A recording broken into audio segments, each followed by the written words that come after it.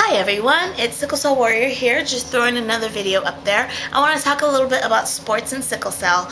As we all know, last year the National Collegiate Athletic Association instituted a list of screening requirements for all athletes, and one of them was to screen for sickle cell trait as well as the disease. I know a few people felt really upset by this, and I actually was a little bit affronted. I'm not gonna lie. I was like, that sounds like genetic discrimination. I remember I said that. But thinking about it, you know, scores of people have died, scores of people with the trait have died from having an exacerbation while they're going through this athletic physical activity. And it's very difficult, if you don't know that you have the trait, to even want to roll that dice. So it makes sense that they would institute this screening protocol, and it's not to stigmatize people, it's not to like make us feel any different. It's just so that the coaches can pay better attention to these patients so they don't overstress themselves.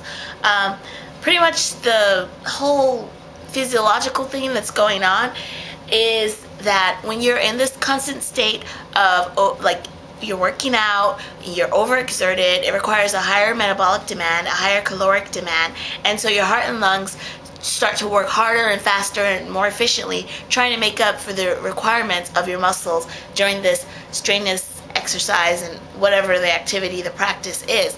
Eventually, your heart and your lungs cannot keep up, one or the other, or both, and patients have a heart attack or they go into respiratory failure. And many sickle cell trait having patients have died on the scene, still on the field, from just having this overexertion, crapping out their heart and their lungs. So it has become a huge problem, and I'm actually glad that the NCAA instituted principles to screen patients, because I think that even if we're starting now just to screen all the athletes, we're already screening all the newborns. So eventually, I hope that the whole population will get screened so that people know what their HBS type is, and then that way they'll be able to make the right decisions when they decide to have offspring and stop the proliferation of this disease. So that's my little 2-minute clip. I'm going to do a lot of 2-minute clips today. Hope you guys are doing well, and blessings to you wherever you are. Mwah.